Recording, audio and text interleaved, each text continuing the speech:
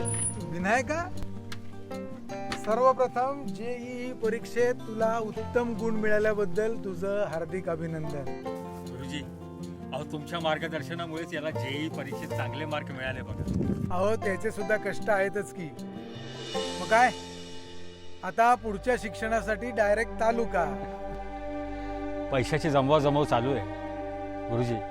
अहो तुम्हाला माहिती आहे आमचं सगळं शेतीच्या भरोशावर आणि शेती सिमेंट नाल्याच्या भरोशावर.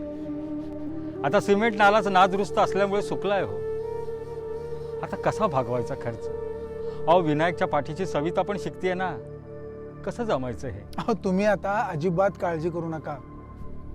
मुख्यमंत्री जलसंवर्धन कार्यक्रमाच्या माध्यमातून राज्यभरातील जवळजवळ 8,000 नादुरुस्त प्रकल्पांच्या दुरुस्तीची मोहीम आता हाती घेण्यात आलेली आहे. म्हणजे बघा, पाझरतळी, माती नाला बांध, लघुसिंचन प्रकल्प, साठवण तलाव असे अनेक प्रकल्प किरकोळ दुरुस्तीच्या अभावी नादुरुस्त झाले होते.